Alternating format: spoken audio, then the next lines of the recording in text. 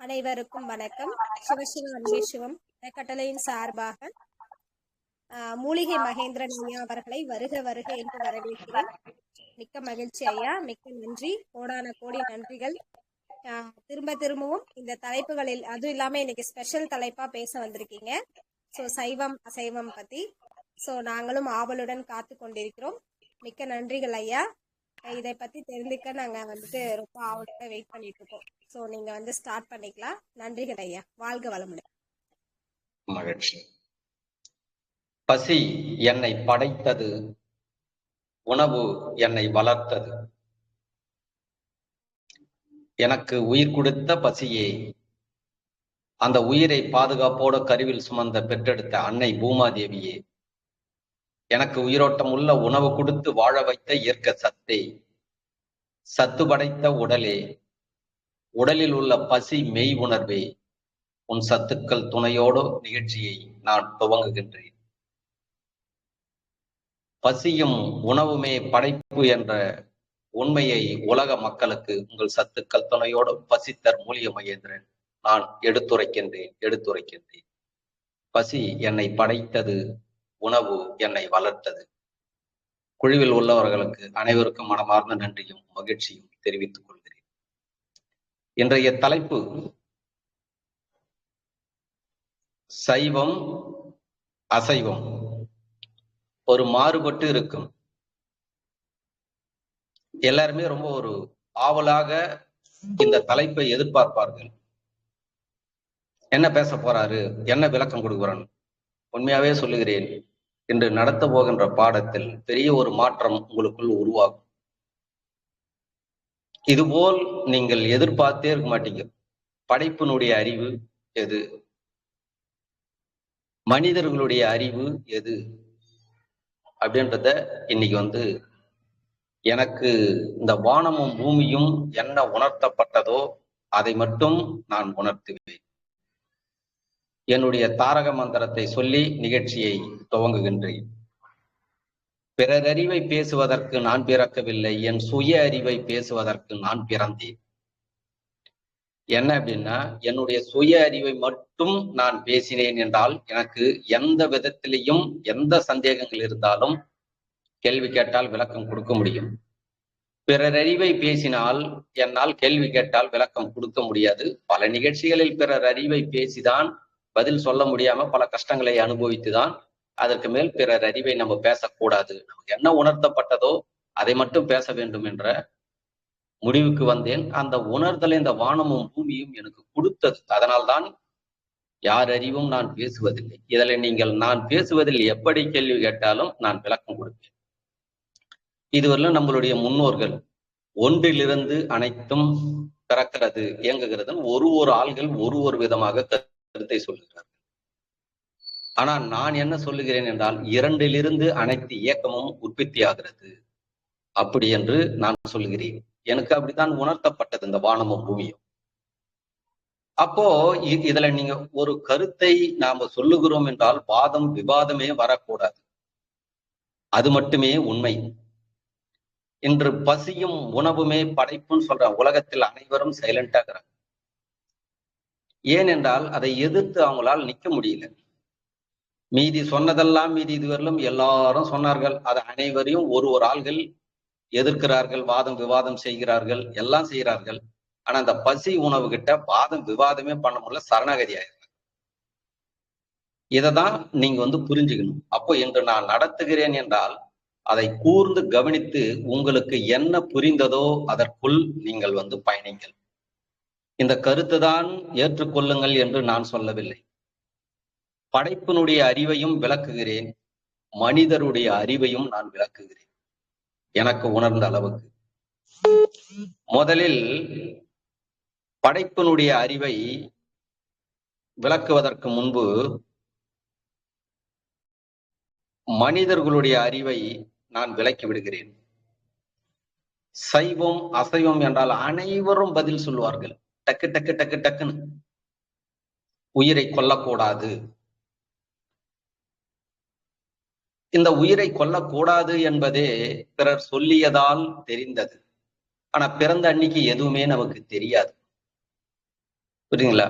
ஒரு தாய் தந்தை சொல்லியிருக்கலாம், அவங்களுடைய மதம் சொல்லியிருக்கலாம், எல்லா அவர்களுடைய குருநாதர் சொல்லியிருக்கலாம், யாரோ சொல்லியிருப்பாங்க இதுதான் சாப்பிடணும், இதெல்லாம் சாப்பிடக்கூடாது.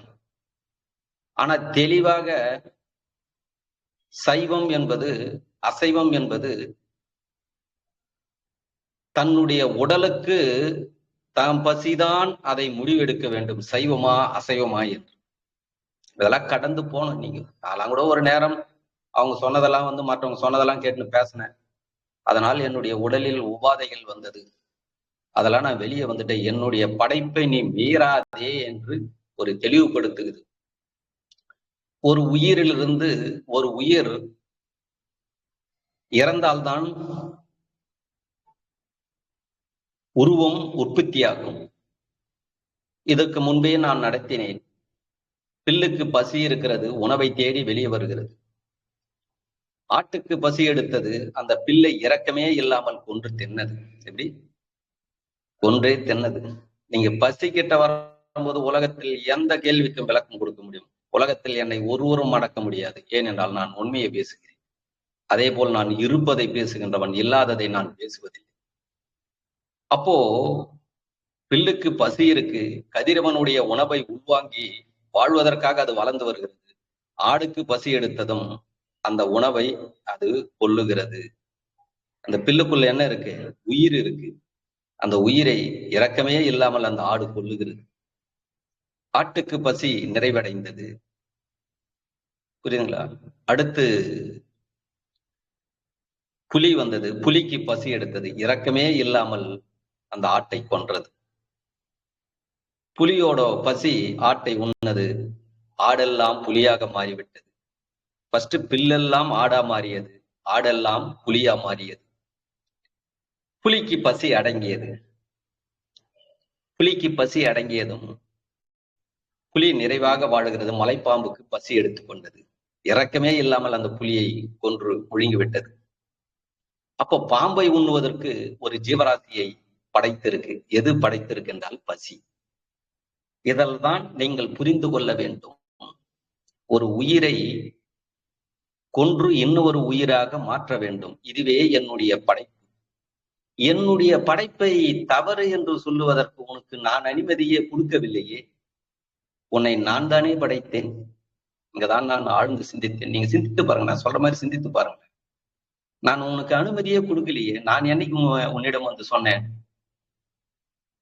யாராவது ஒருவர் ஏதாவது ஒன்று சொல்லிவிட்டால் அதை கேட்டுக்கொண்டு அப்படியே பேசி விடுவேடா மகேந்திரா என்று என்னுடைய உடலில் உள்ள அந்த உண்மை உணர்வே எனக்கு பாடம் எடுத்தது. அமைதியாக கண் கலங்கி விட்டு செய்தேன் தவறு, நான் வெளியே வந்து விடுகிறேன், இதற்கு மேல் நான் பேச மாட்டேன். என்னுடைய படைப்பையே நீ மீறுகிறீர்கள். அப்படி அதை புரிந்து கொள்ளுங்கள். ஆனா பலர்கள் சொல்வார்கள், பல உயிரின் மீது அன்பும் கருணையும் பாசமும் இரக்கமும் இருக்க வேண்டும். அந்த கிளாஸை நான் எடுத்தவன். 10 வருஷத்துக்கு முன்னாடி நான் கிளாஸ் எடுத்தேன் என்றால் அவ்வளவு பேர் பயப்படுவார்கள். அது போல கிளாஸ் எடுப்பவன். ஆனா அது அனைத்தும் என்னுடைய உடல் என்னிடமிருந்து அழித்து விட்டது. வேண்டாம், அதெல்லாம் நீ எடுக்கக்கூடாது. ஒருவர் இதுவரையிலும் நம்ம முன்னோர்கள் ஒருவர் சொன்னதை உலகத்தில் உள்ள ஒரு 200 கோடி இருக்கட்டும், இல்ல 500 கோடி இருக்கட்டும், இப்ப 800 கோடி மக்கள் தொகை, இதுவரையிலும் நம்ம முன்னோர்கள் பிறந்து ஒன்றை சொல்லுகிறார்கள். அதை உலகத்தில் உள்ள 800 கோடி பேர் ஏத்துக்கினாங்களா பாருங்க? ஏத்துக்கவே இல்லை. இதெல்லாம் நீங்க சிந்திக்கணும். ஏதோ ஒண்ணு பிறந்துட்டோன்றதுக்காக எதனா ஒண்ணு பேசிடக்கூடாது.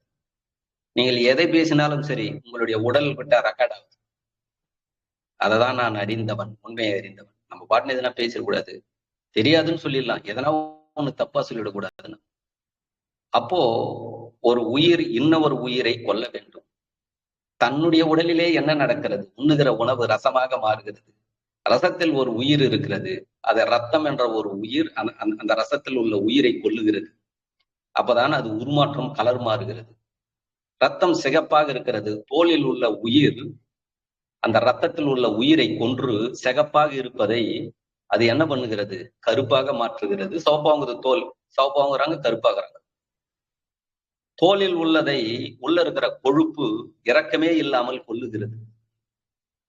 அந்த தோலெல்லாம் கொழுப்பாக மாற்றுகிறது. அந்த கொழுப்பில் உள்ள அடுத்த லேயர் எலும்பு எலும்புல உள்ள பசி கொழுப்பை கொல்லுகிறது.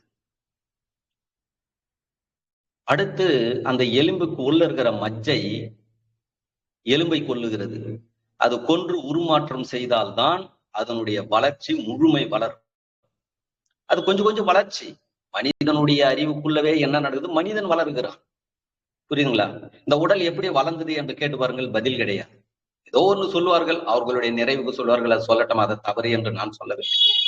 யார் பேசியதும் தவறு என்று நான் சொல்லவில்லை. எனக்கு புரிந்ததை விளக்குகிறேன். உங்களால் முடிந்த அளவுக்கு இதில் பயணிக்க பாருங்கள். முடியவில்லை என்றால் உங்களுக்கு எது பிடித்திருக்கோ அதுக்குள் பயணிங்கள். ஆனால் ஒன்று மட்டும் சொல்கிறேன், கொஞ்சம் யோசனை பண்ணி பேசுங்கள். நீங்கள் எதை பேசினாலும் சரி, உங்களுடைய உடலிடம் சிக்கிக் கொள்ளாதீர்கள். கண்டிப்பாக அதை ரெக்கார்ட் பண்ணும். என் படைப்பு துல்லியமாக உங்களுடைய உடலுக்குள்ள இருக்குது. அது எது என்றால் பசி. அதனால்தான் பசிக்கு அனைவரும் கட்டுப்படுகிறீர்கள். மீதி எதுக்குமே கட்டுப்படவில்லை. மீதி எல்லாத்தையும் தூக்கி அடிக்கிறான் மனிதன். ஆனா பசியிடம், உணவிடம் சரணாக. அதிலே பாத்தீங்கன்னா 2 பசி 2 உணவு சொல்லுவேன். தாய் பசி, தந்தை பசி. தந்தை பசி என்பது மண்ணு நீர் நெருப்பு காற்று விண்ணு. தாய் பசி என்பது இனிப்பு, உப்பு, கசப்பு, தோற்பு, புளிப்பு, காரம், அறுசுவை. பஞ்சபூத உணவு, அறுசுவை உணவு. இது ஒரு புரிதலுக்காக வைத்துக் கொள்ளுங்க. இன்னைக்கு ஒரு தெளிவு வந்துடணும். நீங்க அதுக்காக அதை நடத்திட்டு இதை நடத்தும் போது தான் புரியும். அப்போ இந்த 2 விதமான காற்று காற்று சைவமா அசைவமா என்று கேட்டால் பதில் இருக்காது. புரியுங்களா? காற்றுக்குள்ளவும் உயிர் இருக்கு. எப்படி? காற்றுக்குள்ள உயிர் இருக்கு. அந்த காற்று உள்ள போனதும் இந்த உடலில் உள்ள உயிர் அந்த காற்றில் உள்ள உயிரை கொல்லும். கொன்னால் நாம உயிர் வாழ்வோம். அது கொல்லுவதை நிறுத்திவிட்டால் நாம இறந்து விடுவோம். எப்படி? நாம இறந்து விடுவோம். காற்றுக்கெல்லாம் பதில் இல்லை. இதுக்கெல்லாம் பதிலே கிடையாது. உண்மைக்கெல்லாம் பதிலே சொல்ல முடியாது. ஒண்ணு சைலண்டா ஆயிடுவாங்க எல்லாரும். காற்றில் உயிர் இல்லை என்றால் உயிர்காற்று என்று எதற்கு சொல்ல வேண்டும்? அப்போ புரியுதுங்களா? உயிர்காற்றுன்னு ஏன் சொல்றீங்க? அப்ப சொல்லக்கூடாது. அப்ப காற்றில் உள்ள உயிரை கொல்லலாமா? தப்பு இல்லையா அது? சரி, காற்றில் உள்ள உயிர், நீரில் என்ன இருக்கு? உயிர் இல்லையா? என்ன உயிர் சத்து. புரியுதுங்களா? சத்து அது இதை புரிந்து கொள்ளுங்கள். உயிர் சத்து அது. அப்போ ஒன்றிலிருந்து ஒன்று உயிரை கொன்று உருமாற்றங்கள் செய்து உருவங்களை படைத்துக் கொண்டே இருக்கிறது. இதுதான் படைப்பு. படைப்புன்னா நான் புரிதல் வரும். இப்போ தாவரத்தில் உயிர் இல்லையா என்றால் இருக்கிறது. காராமணிலையும் உயிர் இருக்கு, அரிசியிலையும் உயிர் இருக்கு, நெல்லுல, பச்சுவேறு, துவரை, கீரை, கத்திரிக்காய், தக்காளி அனைத்திலையும் உயிர் இருக்கு. அது எதுக்கு பிறந்திருக்கு என்றால் அது வாழ்வதற்கு பிறந்திருக்கு. ஆனால் இன்னொரு ஜீவராசிக்கு அது சத்தாக மாற வேண்டும். இப்போ உலகத்தில் இன்று அறியாததை நீங்கள் அறிய போறீங்க. ஆடு, மாடு, கோழி, மீன்களுக்கெல்லாம் வாய் வெளியே இருக்கிறது. அதனால் அதை கொல்லும் பொழுது அந்த சத்தம் உங்களுக்கு கேட்கிறது. தாவரத்துக்கு வாய் இல்லையா என்று கேட்டால் வாய் இருக்கிறது, அது உள்ள இருக்கிறது. அதனால் உங்களுக்கு சத்தம் கேட்கவில்லை. அதுக்கும் வலி இருக்கிறது. அதையும் ஒன்றுதானே சாப்பிடுகிறோம். ஒரு புரிதலுக்காக நடத்துகிறேன். இப்போ பல பேர்கள் அந்த ஆடு, கோழிகளை கொல்லக்கூடாது என்று சொல்லுவார்கள். ஆனா அங்க படைப்பை நம்ம மீறுகிறோம். புரியுதுங்களா? இந்த வருஷம், போன வருஷம் 2024 சித்திரை மாசத்துல கடுமையான வெயில் வந்தது. பில்லுகளே இல்லை. எங்க எங்க நிலத்தில் ஆடு மேய்க்கிறவங்க, வெள்ளாடு, செம்பிலி ஆடு. வெள்ளாடுக்கு பொறுத்த அளவுக்கு கொஞ்சம் திழை கிடைச்சிடும். மரங்கள் இருக்கு. அந்த மரத்துல இருக்கிற திழையெல்லாம் வெட்டி போட்டு காப்பாத்திட்டாங்க. செம்பிலி ஆட்டு வெறும் பில்லு தான் மேயும். பில்லே இல்லை அங்க எங்கேயுமே. மொத்தமே ஒரு எவ்வளவு இருக்கு அப்படின்னா, நிறைய ஆடுகள் இருக்கு. அதுல பார்த்தோம் அப்படின்னா ஒரு 4 குரூப். ஒரு ஆள் 100 ஆடு, 150, 70 இப்படி இருக்கும். ஒரு 4 பேர் சேர்ந்து எங்க ஊர்ல இருந்து 45-50 கிலோமீட்டர் தள்ளி போயிட்டாங்க. ஒரு மாசம் அங்க ஆடு மேய்ச்சிட்டு அப்புறம் தான் ஓட்டிங்கன்னு வந்தாங்க. அங்க ஒரு ஏரியில் நல்ல பில்லு இருக்கு. அந்த சர்க்குல்ல எங்க சர்க்குல்ல தண்ணி ட்ரை ஆயிடுச்சு. பில்லுகள் எல்லாம் போயிடுச்சு. ரொம்ப வறட்சி வந்தது. அப்போ அந்த ஒரு 300 ஆடு 400 ஆடுன்னு ஒரு தோராயமா வைத்து அதுக்கே உணவில்லை. இப்ப மனிதர்கள் ஆடு, மாடு, கோழிகளை எல்லாம் கொல்லவில்லை என்றால், இப்போ ஒரு புரிதலுக்கு வைத்துக் கொள்வோமே, ஒரு 10 வருஷமா யாருமே எதுவும் பலியிடல. யாருமே நான்வெஜ்ஜையே சாப்பிடல. ஆடுகள் இப்போ ஒரு 1 கோடி ஆடுகள் டெவலப்மெண்ட் ஆயிடுச்சு. அதுக்கு உணவுக்கு எங்க போவீர்கள்? யார் அதற்கு உணவு கொடுப்பார்கள்? உங்களை சாப்பிடக்கூடாதுன்னு ஒருவர் உங்களுக்கு சொல்லி கொடுத்தாரு, அவர் கொண்டு வந்த அந்த ஆட்டுங்களுக்கு மாட்டுங்களுக்கு எல்லாம் உணவு கொடுப்பாங்களா? கொடுப்பாரா? அவர் பாட்டு சொல்லிட்டாரு. சரி, அதை தான் நீங்க சொல்லிட்டீங்க. அடுத்த ஒரு செயல் பிரபஞ்சகம் செய்யுமே, அதை சிந்தித்தீங்களா? நீங்க அது மாதிரி செஞ்சு பாருங்க. லாஸ்ட்ல ஆட்டுக்கு கருவே நிக்காது, மாட்டுக்கு கருவே நிக்காது. ஏன்? படைப்பு துல்லியமாக செய்யும். இதே 50 வருஷத்துக்கு முன்னாடி, 60 வருஷத்துக்கு முன்னாடி 10 குழந்தைகள், 8 குழந்தைகள், 6 குழந்தைகள் பெற்றெடுத்தார்கள் தாய்மார்கள், தாய் தாய் தந்தை சேர்ந்து. ஆனா இன்றைக்கு ஒரு குழந்தை பெற்றெடுப்பதற்கு தவிக்கிறார்கள், மருத்துவமனையாக ஓடுகிறார்கள். ஏன்? மக்கள் தொகை அதிகமானதும், புரியுதுங்களா? நான் அதுக்கு மூலிகை கொடுக்குறேன், குழந்தை பிறப்பு எல்லாருக்கும் சக்சஸ் ஆகல. இதெல்லாம் உணர்ந்துதான் பக்குவமாக நான் கிளாஸ், புரியுதுங்களா? இப்பவும் ஒரு ஆளுக்கு 5 குழந்தைகள் பிறந்தால் எத்தனை கோடி? இப்போ 800 கோடி. இவ்வளவு பேரும் வளர்ந்து விட்டால், இவ்வளவு மக்கள் தொகை வந்து விட்டால், இவர்களுக்கு யார் உணவு கொடுப்பது? புரியுதுங்களா? அதனால் அந்த பிரபஞ்சகம் என்பது எவ்வளவு துல்லியமாக குழந்தை பிறப்பு மனிதனுக்கும் குறைக்கிறது பாத்தீங்களா? நீங்க பல ஹாஸ்பிட்டல்கள், எந்த ஹாஸ்பிட்டல் வேணாலும் போய் கன்ஃபார்ம் சொல்ல சொல்லுங்க, கண்டிப்பாக குழந்தை நிக்குன்னு சொல்ல சொல்லுங்க. சொல்லவே மாட்டாங்க, எல்லாருக்கும் பயம். நமக்கு தெரியாது, நாங்க மருத்துவம் கொடுக்குறோங்க, இதோட நிறுத்திக் கொள்வார்கள். புரியுதுங்களா? படைப்பை நீங்கள் கூர்ந்து கவனிங்கள். படைத்து விட்டது இது. உணவு யார் கொடுப்பது? ஒன்றிலிருந்து ஒன்று உருமாற்றம். நுண்ணுயிர்கள் இருக்கு பூமியில். அந்த நுண்ணுயிர்களை எது உண்ணுகிறது என்றால் பல்வுயிர் உண்ணுகிறது. பல்வுயிரை எது உண்ணுகிறது தெரியுங்களா?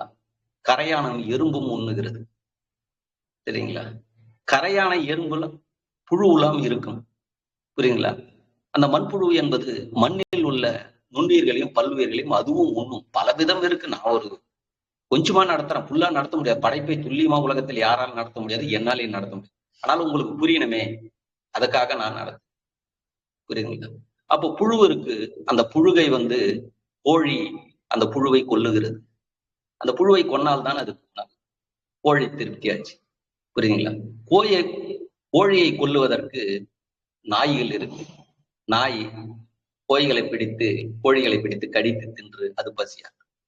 நாயை உண்ணுவதற்கு புலி இருக்கிறது, பாம்பு இருக்கிறது, மலைப்பாம்புகள் அப்படியே முழுங்கிடும். புலி சிங்களா கடிச்சு தூக்கி விடாது, புரியுதுங்களா? இப்போ இது மாதிரி ஒரு சர்க்கிள். எது ஒன்றுமே பூமியில் ஒன்று ஆதிக்கம் செய்யக்கூடாது. அதை மனிதர்கள் மீறி தடை செய்தால் அந்த கருவை இந்த பிரபஞ்சகம் நிறுத்தும், வானமும் பூமியும். அதை எந்த மனிதராவது இதுவரை நமக்கு சொல்லி கொடுத்தாங்களா? அந்த மனிதர்கள் அதை மாற்றி அமைக்க முடியுமா? எந்த மனிதராவது முன்வர சொல்லிப்பாங்க? ஒரு 10 கோடி ஆடுக்குது, அந்த ஆட்டுக்கு நான் உணவு கொடுக்குறேன். 10 கோடி மாடு இருக்கு, அந்த மாட்டுக்கு நான் உணவு கொடுக்குறேன், புரியுதுங்களா? ஒரு 100 கோடி கோழி இருக்கு, அதுக்கெல்லாம் நான் உணவு கொடுக்குறேன், புரியுதுங்களா? ஒரு 1000 கோடி மீன்கள் இருக்கு, அதுக்கு நான் உணவு கொடுக்குறேன். யாரும் உலகத்துல ஒருத்தர் முன்வர சொல்லிப்பாங்க? பேசுறது மட்டும் இருக்கக்கூடாதுங்க. நீங்க பேசிட்டீங்க, உங்க பேச்சை கேட்டுட்டாங்க, மனிதர்கள் மாறுறாங்க. அதற்கு யார் உணவு கொடுப்பது? உணவு இல்லை என்றால் படைப்பு என்பது கருவை நிறுத்தும். இதை ஆழ்ந்து சிந்திங்கள், புரியுதுங்களா? உயிர்னா என்ன அப்படின்னு கடந்து உள்ள போய் ஆழ்ந்து நீங்க சிந்திக்க. இப்போ தாவர உணவு என்றால் எது தெரியுமா? தாய், புரியுதுங்களா? தாவர உணவு தான் ஆடு மாடுகள் அனைத்தும் உண்ணுகிறது, நாமளும் உண்ணும். மூலம் அதுதான். ஒரு சில ஜீவராசிகள் தான் ஒரு சில ஜீவராசிகளை கொல்லுகிறது, புரியுங்களா? இதுல சொல்லுவார்கள், தாவர உணவை நாங்கள் அறுக்கும் பொழுது அந்த செடி உயிரோடு இருக்கிறது, அடுத்து காய் வைக்கிறது, அதனுடைய இனம் அது டெவலப்மெண்ட் பண்ணிக்குது அப்படின்னு எல்லாரும் சொல்லுவார்கள். ஆனா ஆடு மாடு கோழிகளும் கொன்று விட்டால் அது இறந்து விடுகிறது. அதனுடைய கருவை அது நிறுத்தி விட்டுதான், அதனுடைய குழந்தையை பெற்றெடுத்து பூமியில் கொடுத்து விட்டுதான் அது இறக்கிறது. அது வளர்ந்ததும் அதனுடைய குழந்தையை பெற்றெடுத்து கொடுத்து விட்டுதான் அது இறக்கும். இதேதான் ஆவாரம் பூவிலையும் இருக்கு, புரியுதுங்களா? ஒரு செடி வளர்கிறது, சின்ன அரும்பு விடுகிறது, அதற்கு மேல் கொஞ்சம் பெருசாக வளர்கிறது, அந்த மலர்ந்து பருவம் அடைந்த நிலையில் பூ வருகிறது, பூ மலர்கிறது. மலர்ந்ததும் என்ன செய்கிறது? கீழே விழுகிறது. எல்லா பூக்களும் காய்களாக மாறிவிடவில்லை, கீழே விழுந்துச்சே, காஞ்சிடுச்சு, அதனுடைய முழுமை அடைந்தது. அதுக்காக பூ கீழே விழுந்துடுச்சுன்றதுக்காக அந்த பூ எடுத்து ஒட்ட வைக்க முடியுமா? இல்ல அடுத்து அது பூ வைக்காமே விட்டுடுமா? அதற்கு மேல் அரும்புகள் வந்து கொண்டே இருக்கும், பூக்கள் வைத்துக் கொண்டே இருக்கும். அதில் ஒரு சிலதில் காய் வைக்கும், ஒரு சிலதில் காய் வைக்காது. அது காய்களாக பிஞ்சியாக மாறி காய்களாக முத்தி அதில் விதைகள் இருக்கும். அந்த விதைகள் திருப்பி விழுந்து செடிகள் முளைக்கும். புரியுதுங்களா? அதே மாதிரி உயிரினங்கள் நீங்கள் ஆராய்ச்சி செஞ்சு பாருங்க. 100 வருஷத்துக்கு முன்னாடி எவ்வளவு உயிரினங்கள், ஆடு மாடு கோழிகள் இருந்தது. இன்று ஆடு மாடு கோழிகள் இருந்து கொண்டுதான் இருக்கு. அப்போ இந்த படைப்பு என்பது துல்லியமாக அதிகம் பண்ணியும் வருதே, வந்துகும் தானே இருக்கு. இதைதான் நீங்கள் சிந்திக்க வேண்டும். புரியுதுங்களா? அப்போ தாவர உணவு என்றால் என்ன அப்படின்னு நீங்க புரிஞ்சுக்கணும். தாவர உணவு தான் தாய் உணவு. புரியுதுங்களா? தாய் அது பெண் தன்மையானது. அந்த தாயினுடைய சத்தை தான் இந்த ஆடு மாடுகள் எல்லாம் உண்ணுகிறது. கோழியும் உண்ணும், ஒரு சில கீரைகளை உண்ணும். புரியுதுங்களா? தாய், தாவர தாய் தன்னுடைய குழந்தைங்களுக்கு உணவை கொடுக்கணும். புரியுதுங்களா? அந்த உணவை உண்ணு விட்டு ஒரு சில ஜீவராசிகள், ஆடு மாடு கோழி குதிரை, புரியுதுங்களா, வரி எவ்வளவு ஜீவராசிகளுக்கு நம்மளால சொல்ல முடியாது. அது எல்லாம் வளரும். ஆனால் நீங்கள் என்ன செய்கிறீர்கள்? குழந்தைய மட்டும் காப்பாற்றுகிறீர்கள், தாயை கொண்டுட்டீங்க. புரியுங்களாங்க? கத்திரிக்காய் அறுக்காதீங்க, தக்காளி அறுக்காதீங்க, அரிசி அறுக்காதீங்க. புரியுதுங்களா? எதையுமே சாப்பிடாத வெறும் பஞ்சபூதத்தை மட்டும் சாப்பிட்டு விட்டு உயிர் வாழுங்களை பார்ப்போம். அப்போ தாய் உயிர் என்பது உங்களுக்கு முக்கியம் இல்லை, குழந்தை உயிர் மட்டும்தான் முக்கியமா? குழந்தைகள் மட்டும்தான் காப்பாத்தீங்களா? தாய் உலகத்தில் பதில் உண்டு அதுக்கு. முதல் நீங்கள் வாழ முடியுமா? தாவர உணவு சாப்பிடவில்லை என்றால், தாயை கொல்லவில்லை என்றால் உங்களுடைய உடல் வளர்ந்திருக்குமா? குழந்தையா இருந்து இவ்வளவு பெரிய உடலாக வளர்ந்திருக்கு முடியுமா? ஆழ்ந்து சிந்திங்கள், முடிவை நீங்க எடுத்துக்கொள்ளுங்கள். 2 விதமான பாடம் வரும் இன்னைக்கு. புரியுதுங்களா? அப்போ தாயும் காப்பாற்ற வேண்டும், குழந்தையும் காப்பாற்ற வேண்டும் என்றால் ஒரு ஜீவராசி கூட பூமியில் உயிர் வாழாது. புரியுதுங்களா? இதுக்கும் உயிர் இருக்கு, அதுக்கும் உயிர் இருக்கு. புரியுதுங்களா?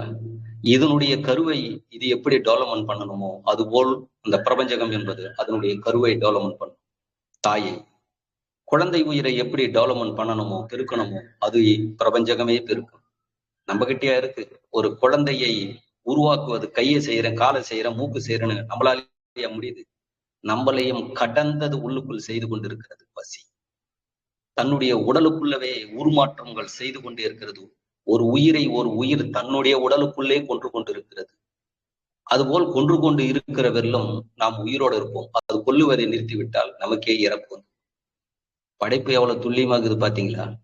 ஆனா இது போல உலகத்துல யாராவது சொல்லி கொடுத்தாங்களா பாருங்க. இப்போ ஒன்றிலிருந்து ஒன்று உருமாற்றம் செய்ய வேண்டும் என்றால் ஒரு உயிர் இறந்து வேற ஒரு உயிராக மாற வேண்டும். சரி, இப்ப நம்ம உடல் இவ்வளவு உயிர்களை, கத்திரிக்காய் தக்காளி எல்லாத்திலையும் உயிர் இருக்கு. உயிர் இல்லாது ஒண்ணு கூட இல்லை. அந்த உயிருக்குள் பசி இருக்கிறது. இதுதான் நான் கடந்து விளக்குகிறேன். இதுவரையிலும் எல்லாரும் என்ன பண்ணாங்க?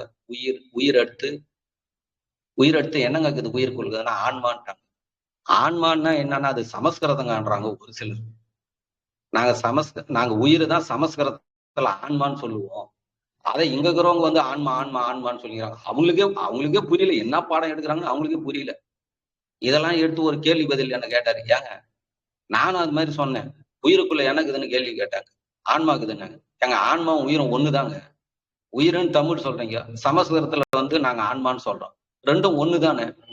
அதுக்குள்ள ஒண்ணு என்ன இருக்கு, அதை கண்டுபிடினார். அதற்கு மேல்தான் அதை நான் கண்டுபிடித்தேன். அதற்குள் பசி இருக்கு. இது ஒரு புரிதலுக்காக வைத்துக் கொள்ளுங்கள். நீங்களே ஒரு ஆய்வு எடுங்கள். இதெல்லாம் பதில் சொன்னாங்க. எல்லாத்தையும் என்னால ஆராய்ச்சி செய்ய முடியுது. புரியுதுங்களா? மொழி மாற்றங்கள் இருக்கும். இது பதில் தெரியலன்னா ஆன்மானிடுவாங்க, மிஞ்சி போனா கர்மானிடுவாங்க. இப்போ எனக்கு பதில் தெரியும், ஏனென்றால் இருப்பதை பேசுகின்றவன். அப்ப இந்த பிரபஞ்சகம் என்பது என்ன? கதிரவன் வெப்பத்தை நீரை குடிக்கின்றான். புரியுதுங்களா? வெப்பம் அதிகமானால் வெப்பத்தை நீர் குடிக்கிறது. ஒன்றோட ஒன்று உண்ணுகிறது இல்லை. பஞ்சபூதமே உணவாக உண்ணுகிறது இல்லை, தன்னை அழிக்கிறது இல்லை. ஒரு குட்டையில் நீர் இருக்கு, கதிரவன் அந்த நீரை புள்ள காலி பண்ணிட்டாரு. கொதிக்க வச்சு ஆவியாக மேல எடுத்து முட்டாரு, தூக்கி முட்டாரு தண்ணியை. அப்ப நீரே இல்லாம போயிடுச்சு. கொஞ்ச நீர் பூமிக்குள்ள போனது, கொஞ்ச நீர் ஆவியா போயிடுச்சு. அந்த ஆவிதான் திருப்பி ரிட்டர்ன் மழையாக வருது.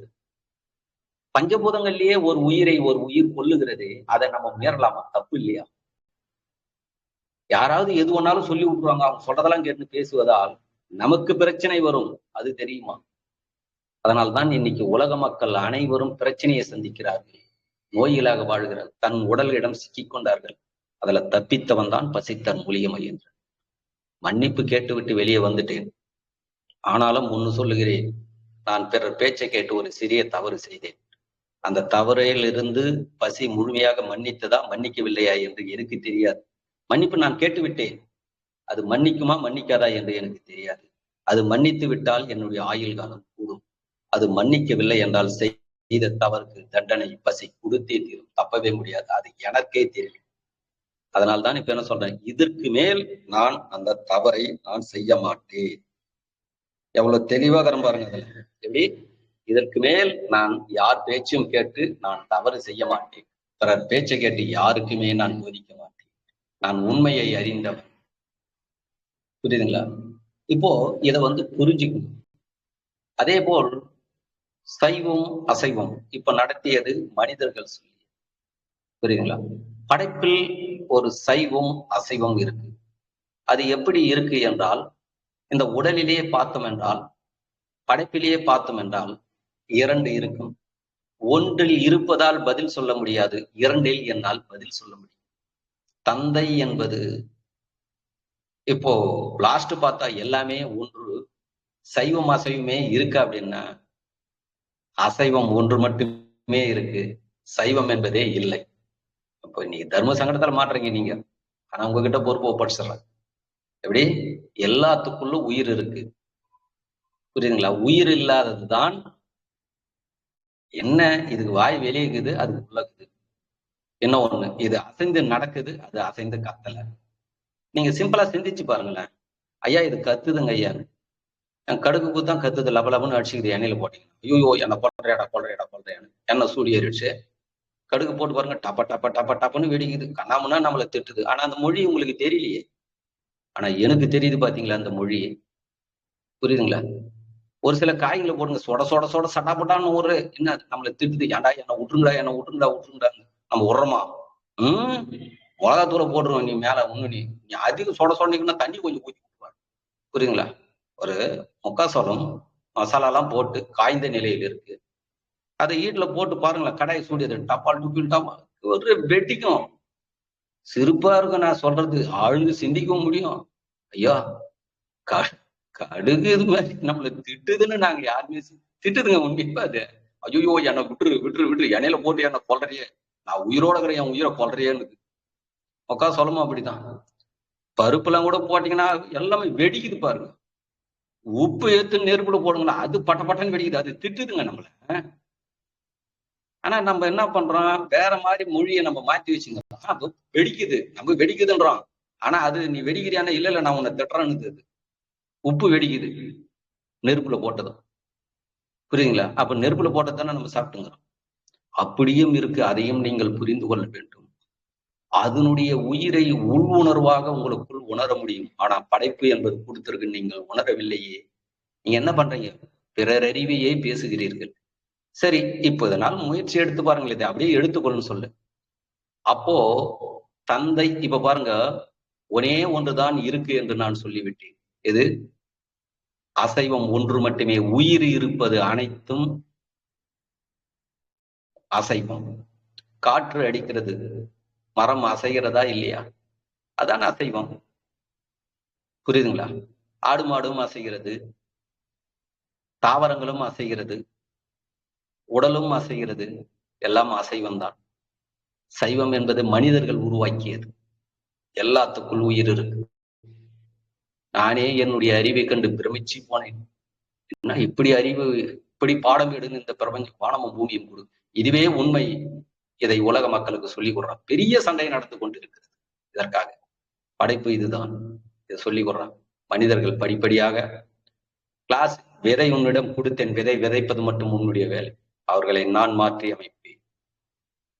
பிரபஞ்சத்தோட பசி எனக்கு கொடுத்த உணர்வு, அதுதான் உங்களுக்கு நான் விதை விதைக்கிறேன். என்று விதைத்து விட்டேன், நான் முழுமையை அடைந்து விட்டேன், மறைக்கவில்லை அப்படியே சொல்லி. அப்போ இப்ப என்ன சொல்லிட்டேன்? அசைவம் ஒன்று மட்டுமே இருக்குன்னு சொல்றேன். ஆனா இப்ப பாருங்க, இரண்டாக விளக்குறேன். சைவம் அசைவம் எப்படி என்றால், தந்தை என்பது சைவம், தாய் என்பது அசைவம். லேசாக இருப்பது, திடமாக இருப்பது. இதை கடந்து உள்ள போனோம். புரியுதுங்களா? இந்த உடலிலே பார்த்தோம் அப்படின்னா, மூக்கும் இந்த வாய்க்கும் மூக்கும் எவ்வளவு கேப் இருக்கு, எவ்வளவு பேர் இதெல்லாம் சிந்திக்காம வேற எதையோ சிந்திச்சு பேசுகிறோம். ஆனா இந்த உலகத்தில் நான் என்ன சிந்திச்சுங்கிறேன் பாருங்க. இந்த முகம் இருக்கு, இந்த முகத்தில் பாருங்க, இந்த வாய்க்கு மேல மூக்கு இருக்கு, அந்த மூக்கில் பார்த்தா சைவம் ஓடுகிறது, சைவ சத்து உள்ள போகிறது. கொஞ்சம் கீழே இறங்கி வந்தா வாய், அசைவ சத்து உள்ள போகுது. புரியுதுங்களா? மூக்கு என்ன? தந்தை, தந்தையோட உணவு உள்ள போகுது. கீழே தாயோட. இது மண்ணு நீர் நெருப்பு காற்று விண்ணு சத்துக்கள் இது. புரியுதுங்களா? வாய்க்குள்ள பார்த்தோம்னா இனிப்பு, உப்பு, கசப்பு, தோற்பு, புளிப்பு, காரம், இரண்டு சத்தும் போதே இதுல நீங்க புரிஞ்சுக்க வேண்டியது என்னன்னா, தந்தையோட சத்து லேசாக இருக்கும், தாயோட சத்து திடமாக இருக்கும். அப்போ உங்களுக்கு எப்படி புரியுதோ அப்படி பாடம் எடுங்க. இது லேசாக இருப்பது சைவம், திடமாக இருப்பது அசைவம். தர்ம சங்கடத்துல மாட்டீங்க இன்னைக்கு. நீங்க தான் முடிவு எடுக்கணும். ஆனா உங்க உடம்பு ரெடியா நீங்க எதிர்பார்த்துங்க என்ன முடிவு எடுக்கிறீங்கன்றது உள்ள ரெக்கார்ட் ஆகும். கேட்கறவங்க அடுத்த யூடியூப்ல போறவங்க எல்லாருக்கும் ரெக்கார்ட் ஆகும். உள்ள உங்க உடம்பு துல்லியமா கவனிச்சுக்குது என்ன முடிவுக்கு வரீங்க. புரியுதுங்களா? அப்போ இந்த கழுத்து விரலும் பார்த்தோம் அப்படின்னா என்ன அப்படின்னா சைவம், கழுத்துக்கு கீழே அசைவம். அதே போல் வானம் என்பது சைவம், பூமி என்பது அசைவம். இந்த ஒரு புரிதலுக்கு வரணும். நீங்க எப்படி இந்த ஒரு புரிதலுக்கு வந்தாதான் இதற்கு மேல் நீங்கள் தெளிவாக நீங்கள் வாழ முடியும்.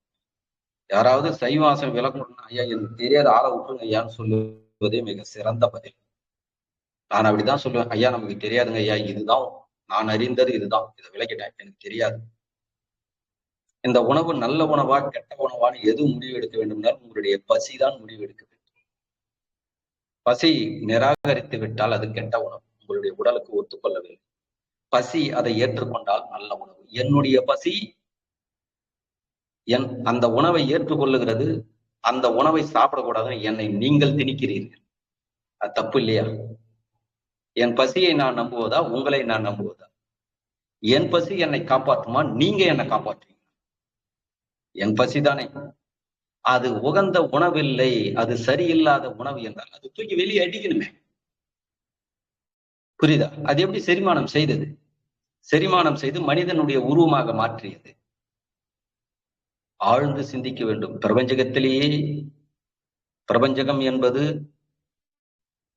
சைவம், பூமி என்பது அசைவம். சைவம் அசைவம் என்றால் என்ன நீங்க புரியுதுங்களா? இதை அமைதியாக நீங்க சிந்திங்கள்.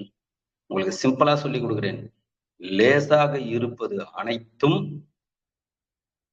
சைவம், திடமாக இருப்பது அனைத்தும் அசைவம். இப்போ இரண்டுமே சாப்பிட்டுன்னு தானே இருக்கிறீங்க.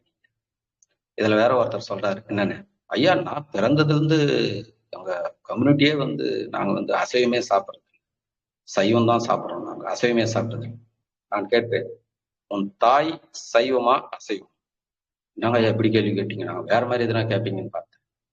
சொல்ல, உன் தாய் சைவமா அசைவம், மரமா இல்ல மனிதனா? இப்போ நீங்க உங்களுடைய பேச்சே பாருங்களேன். கடைக்கு போய்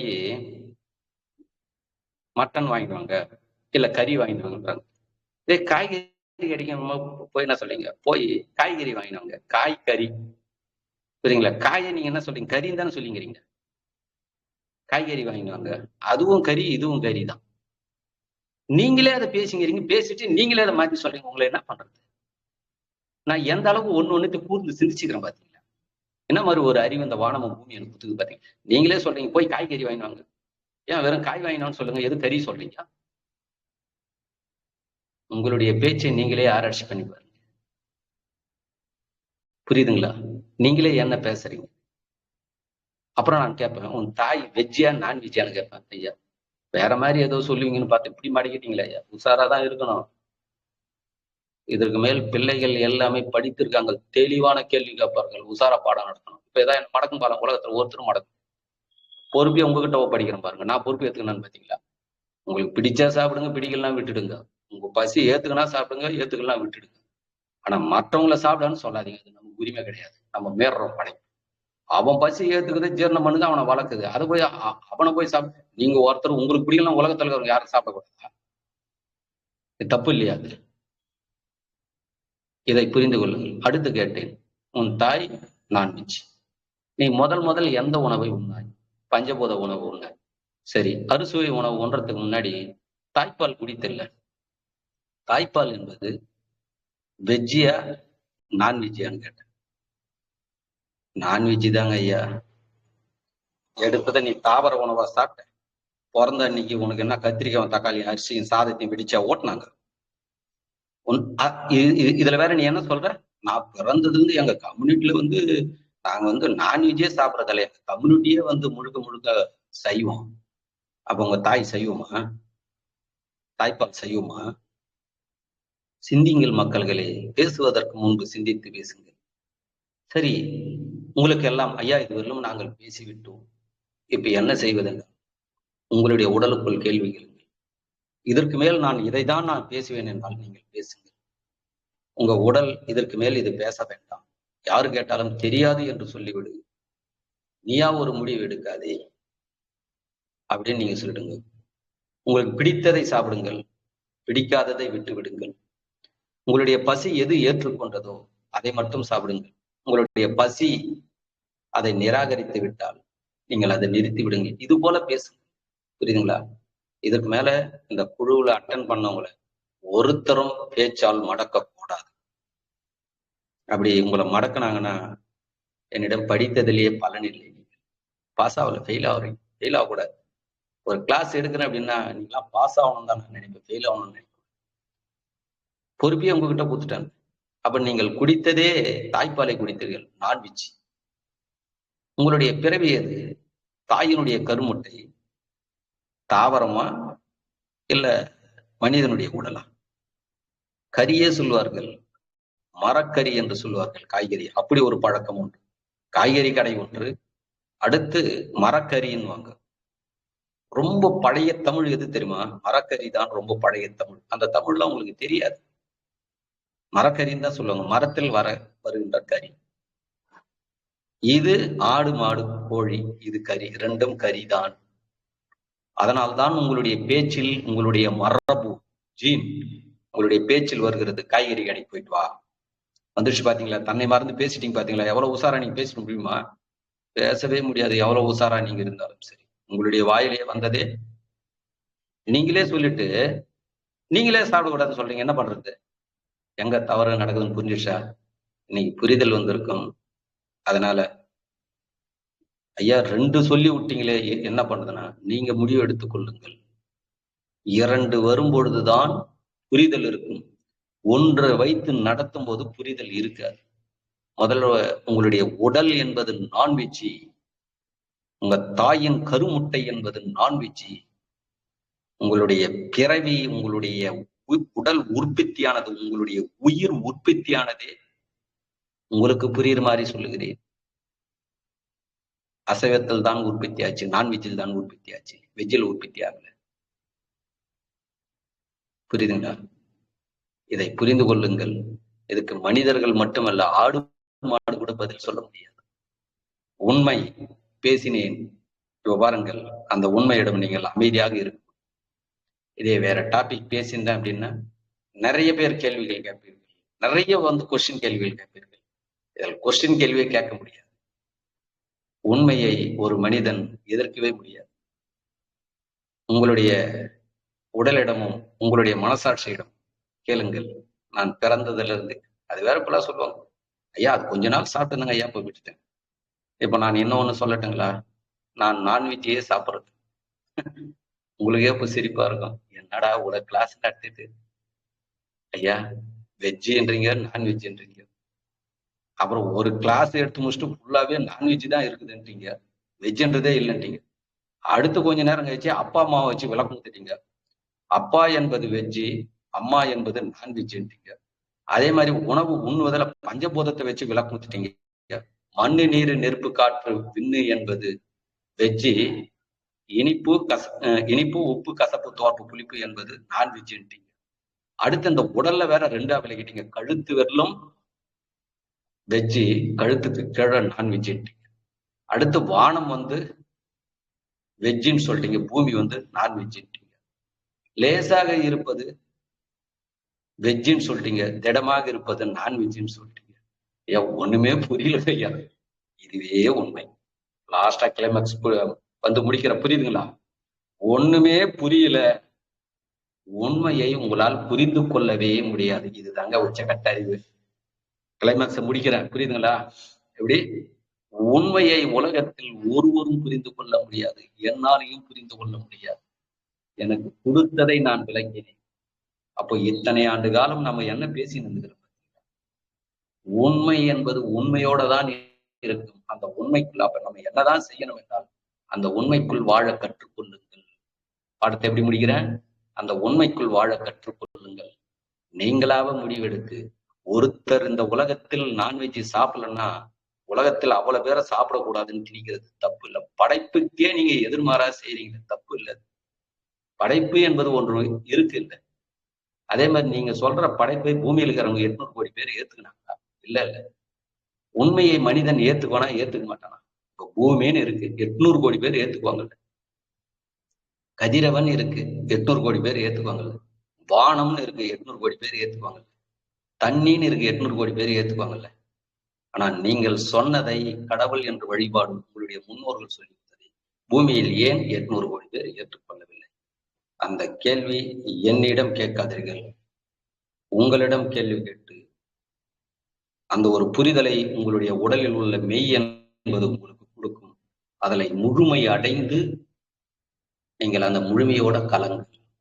இதுதான் சொல்லி நிகழ்ச்சி நிறைவு செய்கிறேன் என்று ரொம்ப ஒரு சுருக்கமாகவும் சோகமாகவும் ஆழ்ந்த நிலையில் கிளாஸ் எடுத்திருக்கேன். உங்களுக்கு புரிந்த மாதிரி நீங்கள் வந்து வாழ கற்றுக்கொள்ளுங்கள். இதோட என்னை மறந்து விடுங்கள். மூலிகை மகேந்திரன் என்பவன் பசித்தர் மூலி பெரிய அறிவாளி இருவர் எல்லாம் சொல்லிடாது. வானமும் பூமியும் எனக்கு கொடுத்ததை நான் உங்களுக்கு உரைத்து விட்டேன், விதைத்து விட்டேன். ஆனா உங்களுடைய உடலும் வானமும் பூமியும் உள்ள உங்களை கவனித்துக் கொண்டு இருக்கிறது. அதற்கு ஏற்றவாறு நீங்கள் வந்து பேசுங்க. புரிஞ்சுங்களா? விளக்கிட்டேன், ரெண்டா வச்சு விளக்கிட்டேன். இருக்கு என்று சொல்லிவிட்டேன். ஒன்றுதான் இருக்கு என்று ஒன்னத்தில் சொன்னேன், இன்னொன்னத்தில் இரண்டும் இருக்கு என்று சொல்லிவிட்டேன். எது உங்களுக்கு புரிகிறதோ அதை புரிந்து கொள்ளுங்கள். புரியாததே உண்மை, அதுவே ஆதி நிலை.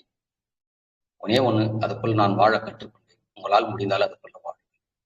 அப்போ இருப்பதில் வாழ்வோம், இல்லாததில் நாம பேச வேண்டாம். இருப்பதை பேசுவோம், இல்லாததை பேசினால் நாம இல்லாமல் போய். இதை சிந்தித்து நீங்க வந்து உங்களுக்கு ஏற்றவாறு புரிந்து கொள்ளுங்கள். சைவம் எது, அசைவம் எது அப்படின்னு இன்னைக்கு புரிந்திருக்கும். இதற்குள் நீங்கள் வாழ கற்றுக்கொள்ளுங்கள். பசி என்னை படைத்தது, உணவு என்னை வளர்த்தது. பசித்தர் மூலிகை மகேந்திரன் அனைவருக்கும் மனமார்ந்த நன்றியும் மகிழ்ச்சியும் தெரிவிக்கும். நன்றி, மகிழ்ச்சி. மகிழ்ச்சி ஐயா, மிக்க நன்றிகள். என்னங்க ஐயா ரொம்ப யோசிக்க வச்சிட்டீங்களே. உண்மை. நானே வந்துட்டு ஒரு டிஃப்ரெண்டா திங்க் பண்ண ஆரம்பிச்சிட்டேன் பாருங்க. நீங்க சொன்ன மாதிரி நானே என்னடா இது உண்மையா இருக்குமா, பசிதான் முக்கியமா காரணமா, அப்ப சைவம் அசைவத்தை டிசைட் பண்றது அப்படின்னுட்டு ஒரு கொஸ்டின் மார்க் இன்னைக்கு வந்துருச்சு, போட்டி விட்டீங்க எங்களுக்குள்ள. ஆனா ஒரு விதத்துல நியாயமா தான் இருக்கு. பட் நாங்க நீங்க சொன்ன மாதிரி அனலைஸ் பண்ணிட்டு அப்புறம் நாங்க இன்னொரு டைம் இன்னொரு கிளாஸ் எடுத்தீங்கன்னா தெளிவாயிடும். பாக்கலாங்க ஐயா, நாங்களும் உணர்ந்து பாக்கோம். இன்னொரு கிளாஸ் சாரி இன்னொரு கிளாஸ் எடுக்கும் போது நாங்க வந்துட்டு தெளிவாயிடுறோங்க ஐயா. இல்ல, இன்னொரு கிளாஸ் நான் எடுக்க கூடாது, நீங்க தான் எடுக்கணும். சரிங்க ஐயா, சரிங்க ஐயா. நாங்க உணர்ந்தது கண்டிப்பா நீங்க உணர்ந்தது சொல்லிட்டீங்க. நாங்களும் அனலைஸ் பண்ணிட்டு உணர்ந்ததை நாம பாக்கலாங்க ஐயா அடுத்த கண்டிப்பா கிளாஸ். சரி, கண்டிப்பா. நன்றி, மகிழ்ச்சி. நன்றிகள் ஐயா. இதோ நன்றி. யாருக்காவது கேள்விகள் இருந்தா கேட்கலாம், கருத்துக்கள் இருந்தாலும் கேட்கலாம். யார் இது? முத்துகிருஷ்ணன் ஐயா இருக்கீங்க, பேசலாங்க ஐயா. எல்லாரையும் ஓபன் பண்ணிடுங்க. எல்லாரையும் நான் ஓபன் பண்ணிட்டேன். 3 பேர் தான் இருக்காங்க, பேசுங்க ஐயா. எல்லாரும் அன்மியூட் பண்ணியாச்சு. ஐயா உங்ககிட்ட கருத்துக்களும் உங்களுடைய இதுவும் சொல்லலாம், டவுட்ஸும் கேட்டுக்கலாம். கண்ணகி அம்மா பேசுங்கம்மா. அந்நியமா எங்க இருக்கிறாங்க? இருக்காங்க பேசுவாங்க பாருங்க, திடீர்னு வருவாங்க. அப்படியா? கண்ணகி அம்மா, முத்துகிருஷ்ணன் ஐயா, யாரோ கேன்னு ஒருத்தர் இருக்கீங்க.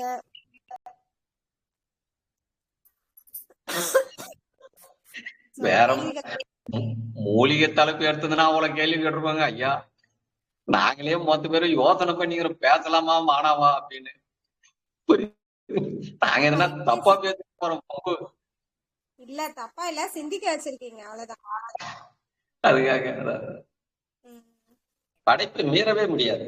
படைப்பை மீறினாங்கன்னா அது மீறிடும். ஆமா என்ன சொல்றேன், உங்க உடல் கிட்ட சரணாகதி ஆகுதோ படைப்பு கிட்ட சரணாகதி ஆகும். இப்ப எனதுல பாருங்க, மொத்த பேரும் சைலண்ட் ஆக, நான் வேற மாதிரி பாடல் என்ன கேள்வி எனக்கு கேட்பாங்க தெரியுங்களா? கேட்கவே முடியாது. மொத்த பேருமே சைலண்ட். 800 கோடி பேரும் சைலண்ட் இதுல பூமியில. அதுக்காக நன்றி, மகிழ்ச்சி. நிறைவு செஞ்சுக்குவோம். அற்புதமானது கேள்வி பதில் நிகழ்ச்சி போகுது ஐயா. சிறப்பா இருந்துருங்க ஐயா. ஐயா வந்து வெஜ் நான்வெஜ் அப்படின்னு சொல்லி எட்டு பேசும்போது ஐயா ஒரு தன்மை மாறிடுச்சுன்னு நினைச்சுக்கிட்டேன். ரொம்ப அற்புதமா ஒரு நிலையில நிக்கிறீங்க, அதுதான் சொல்ல முடியும். ஏன்னா நல்லா உங்க கிளாஸ்லாம் நல்லா உள்ளாந்து கவனிப்பேன், அதனால வந்து நல்லா இருந்தது சப்ஜெக்ட். கண்டிப்பா ஒண்ணுமே பாருங்க, மொத்த பேருமே சைலண்ட் பாருங்களா. அதான் நல்லா இருந்தது. நீங்க பேச விட மாட்டீங்க. டூ மச்சா பேசுறவன் எடுத்து, ஆனா இன்னைக்கு பேசுறதுக்கு வாய்ப்பே இல்ல. யாருமே பேச முடியாது. உண்மை இல்ல, தனக்குள் நடக்குது இல்ல. தனக்குள் ஒன்றில் வந்து ஒன்று உருமாற்றம் செய்து போய் தப்புன்னு சொல்ல முடியுமா? டக்குன்னு சொல்லுவாங்களே, நீ வாழ்ந்து காட்டு, வாழ்ந்து காட்டுனா. நீங்க உணர்ந்தது சொல்லிட்டீங்க, பட் நாங்க உணரணுங்க ஐயா, அதுக்கு டைம் ஆகும். நாங்க உணர்ந்த அப்புறம் சொல்றோம். அது கண்டிப்பா, அது காலம் கொடுத்ததுன்னா வந்து கிஃப்ட் தான். அது காத்திருக்கு. எனக்கே இப்பதானே கொடுத்தது, புரியுதுங்களா? நானும் அது மாதிரி எல்லாரும் மாதிரி பேசியிருந்தாலும் தானே, அதுக்காக சொல்றேன். ஐயா மிக்க நன்றிகள் ஐயா. சோ நீங்களும் உங்கள் அன்பு குடும்பமும் வாழ்க வளமுடன் என்று சொல்லி கிளாஸை வந்து நிறைவு செய்திருக்கிறோம். நன்றிகள் ஐயா. நன்றி, மகிழ்ச்சி. நன்றிகள் ஐயா.